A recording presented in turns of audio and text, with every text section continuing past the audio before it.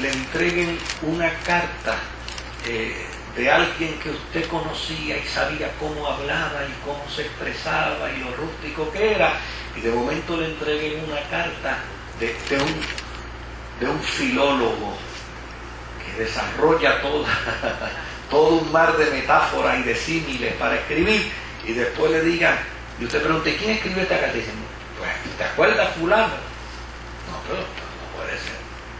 No puede ser. Porque lo que está escrito no guarda relación con la persona que era. Ahora, fíjense que el escritor de esta carta utiliza el Pentateuco, los libros históricos, los profetas, los salmos, proverbios, las alusiones a Sara, a Noé, a Abraham, al Génesis. El que escribe esta carta habla de las cláusulas de la alianza y del Levítico. El que escribe esta carta cita a Isaías, cita a los salmos. Oiga, el que escribe esta carta es una persona de un nivel intelectual teológico en el primer siglo muy alto. Y otra cosa que es interesante es que usted lee esta carta y lee la carta a los Efesios y sabe qué cosa encuentra, que hay un montón de expresiones del apóstol San Pablo que están metidas ahí. Entonces, desde luego, eso es lo que hace pensar a algunos teólogos, decir, mira, esto tuvo que haber sido un discípulo de Pablo. Y desde luego, ¿quién mejor que Silvana?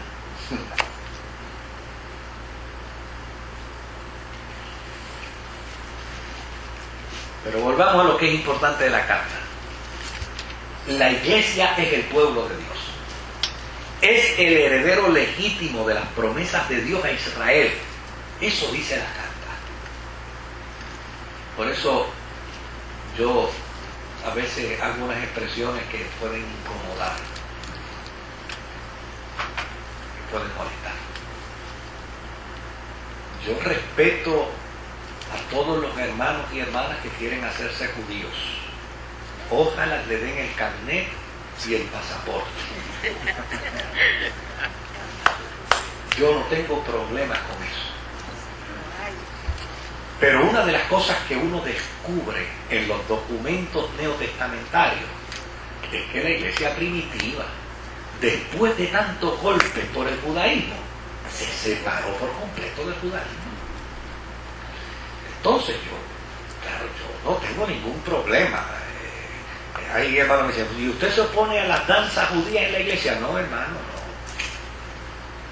Si eso es un folclore que se da dentro de la experiencia de la vida de la iglesia y lo que edifica y lo que bendice y lo que produce gozo y lo que es incentivo para la adoración, sea bienvenido, no hay ningún problema. Pues, la danza judía, pues, ahora, me pregunto, entonces, ¿qué diferencia o qué distinto puede tener la danza judía con la danza puertorriqueña? Porque yo quiero que usted sepa algo. La razón por que la danza puertorriqueña se crea es precisamente porque en Puerto Rico un gobernante español prohibió la música afroantillana y la música de los países latinoamericanos, que era música muy caliente, de mucha contorsión y de mucho toque físico. Y entonces los músicos se quedaron sin guiso, porque se acabó el merengue y el cha-cha-cha y eso se acabó. Entonces los músicos, ¿y ahora qué hacemos?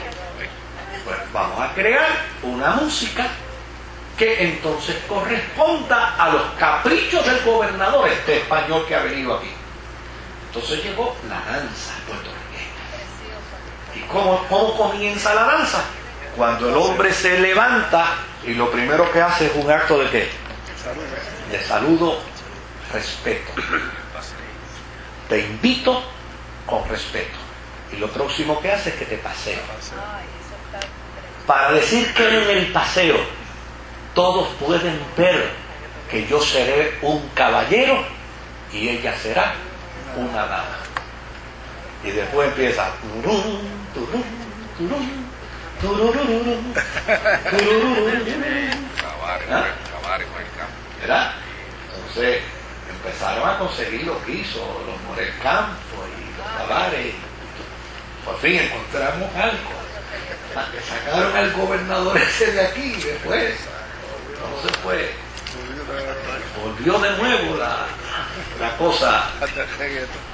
Volviendo un momentito sí. A la candela. Sí. Aquí también menciona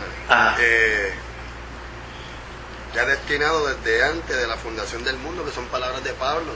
Exactamente. En Gálatas, desde antes del vientre. Eso es Pablo hablando a los Gálatas, eso es Pablo hablando a los filipenses, eso es Pablo hablando a los efesios. O sea estos que dicen que fue Silvano, claro, ellos no dicen que Pedro no esté. Ellos lo que dicen fue, Pedro dijo, pero vino y yo, ok, ¿qué es lo que tú quieres decir, Pedro? Es fantástico, no hay ningún... Me siento aquí y empiezo a escribir. Y escribo de acuerdo al pensamiento judío, porque de eso sé. Y escribo de acuerdo al Pentateuco, porque de eso sé. Y escribo de acuerdo a los salmos, porque de eso sé. Y me senté a los pies de Pablo, y de eso sé. Y escribo también de Pablo. Y aquí está el producto. No importa, no le interesaba. También que me imagino que viene también de una teología griega. Sí, no, es un romano. O sea, Silvano era un romano. Bueno, ahora, lo que es importante es que la iglesia es el pueblo de Dios. Y si la iglesia es el pueblo de Dios, entonces aquí hay una demarcación clara, eclesiológica. Y esto tiene que estar meridianamente claro en la vida de nosotros los cristianos. Porque en nuestra naturaleza humana estamos en un pueblo y se nos pega el acento del pueblo. Y se nos pegan las costumbres y las corrientes. Yo mencionaba el martes pasado que ya ni en España se habla español. Usted ve los noticieros españoles y ahora los españoles y los noticieros quieren ser americanos, hablan inglés y mencionan expresiones en inglés. Entonces nos topamos entonces con esa globalización que muchas veces nos afecta a nosotros. Y vuelvo y le repito para cerrar el pensamiento, yo no tengo ningún problema con mis hermanos mesiánicos, yo bendigo a Dios por ellos, pero cada vez que yo me encuentro con un mesiánico que quiere hacerme a mí mesiánico, yo le tengo que preguntar para qué Dios te llamó. No me llamó para ganarme al pueblo de Israel, pues yo soy puertorriqueño, déjame quieto a mí. Vete a Israel y gánate a los judíos para el Señor. Pero a mí déjame quieto, chico, porque yo no necesito que tú me ganes para el Señor, porque ya yo soy del Señor. Ahora bien, el contenido, vamos a ver si podemos en esta media hora, yo creo que sí, vamos a ver si podemos hablar un poquito del contenido, porque no podemos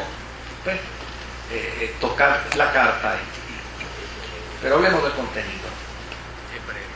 El contenido de la carta es claro. El sufrimiento y la pasión de Cristo es el mensaje central de esta carta. Ahora, ese sufrimiento y esa pasión de Cristo no puede quedarse como un elemento esotérico. Tiene que ser ¿qué? Un elemento de vida práctica para la iglesia. Por lo tanto, el sufrimiento en el peregrinar de la vida tiene que ser entendido desde la perspectiva de la pasión de Cristo. Vuelvo y digo, no sufro para ser salvo,